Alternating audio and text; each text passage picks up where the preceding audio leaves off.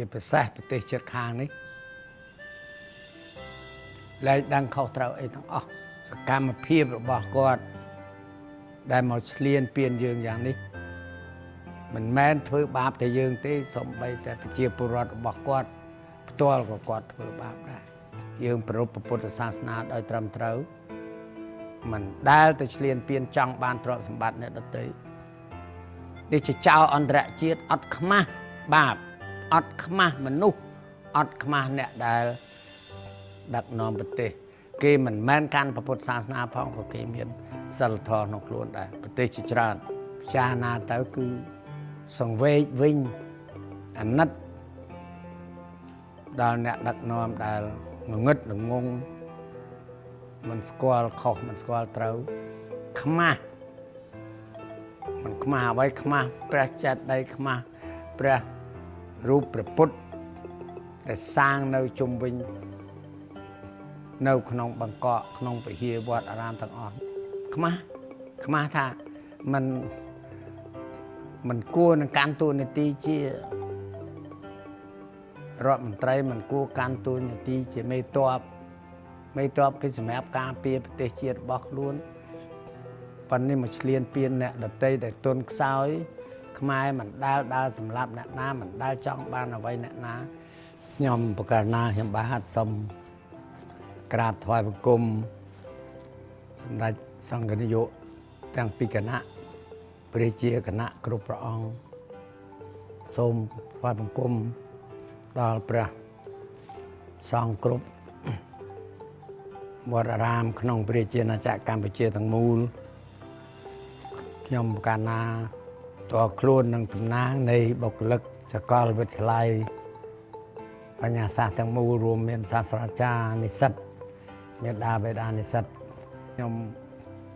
សូមអរគុណដល់ពុទ្ធបរិស័ទមេដាបេដាព្រមទាំងសិស្សសានុសិស្សសាស្ត្រាចារ្យទាំងអស់ដែលលោកខំចូលថវិកាក្នុងមូលនិធិមនុស្សធម៌ដើម្បីវិរៈកងទ័ពនិងពលរដ្ឋគ្លៀសសឹកឥឡូវនេះនគរកុញពេញវត្តអារាមទាំងអស់សង្ឃឹមថាពួកវាមិនមកធ្វើបាបដល់ក្នុងវត្តអារាមទៀតខ្ញុំសូមបងប្អូនពលរដ្ឋខ្មែរយើងទាំងអស់តាំងស្មារតីឲ្យនឹងធ្វើយ៉ាងណារួបរวมគ្នាគ្រប់គ្រងរាជរដ្ឋាភិបាលដែលដឹកនាំដោយសម្ដេចតេជោនឹងសម្ដេចបវរធិបតីលោកខំទាំងលោកជំទាវផងក៏លោកខំប្រឹងទៅដល់ទល់ដែនខំប្រឹងទៅជួយដល់អ្នកស្រុកដែលភៀសខ្លួនទេវតាលោកមានភ្នែកពាក្យបុរាណថាទេវតាបរាមុខខ្ញុំមិនដាក់ផ្ដន់ទាទោសទេប៉ុន្តែសុំថាឲ្យជ្រាបថាអ្នកណាដែលសាបព្រោះនៅកម្មណាតែងទទួលនៅផលនោះ500ដងបើធ្វើល្អម្ដងបានផល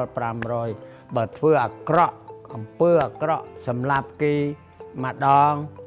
នឹងទទួលពិន័យពីច្បាប់ធម្មជាតិ500ដងអញ្ចឹងបងប្អូនខ្មែរយើងទាំងអស់វិរៈកងទ័ពសូមសរសើរដល់អស់ពីដួងចិត្តចំពោះភក្ដីភាពវិរៈភាពរបស់លោកដែលបដូរផ្ដាច់ទាំងកម្លាំងកាយចិត្តចាក់ចេញពីគ្រួសារទៅនៅការពារតាមទល់ដែនរបស់យើងសូមឲ្យលោកបំពេញបេសកកម្មបានជោគជ័យដោយសេចក្តីប្រាថ្នា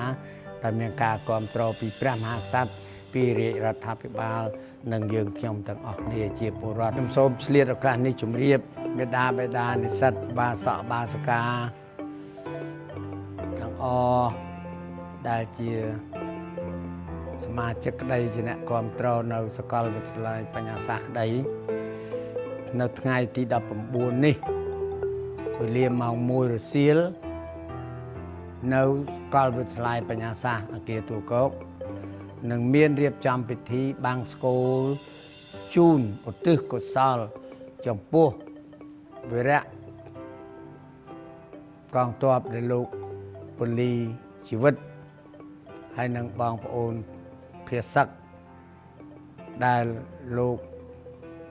ទទួលគ្រោះថ្នាក់ដល់ជីវិតនិងឧទ្ទិសកុសលជូនដល់លោកឲ្យទៅកាន់ក្នុងសុគតិភពកើតជាតិណាទៅមុខសូមកុំឲ្យជួបផលវិបាកនៃអយុត្តិធម៌របៀបនេះ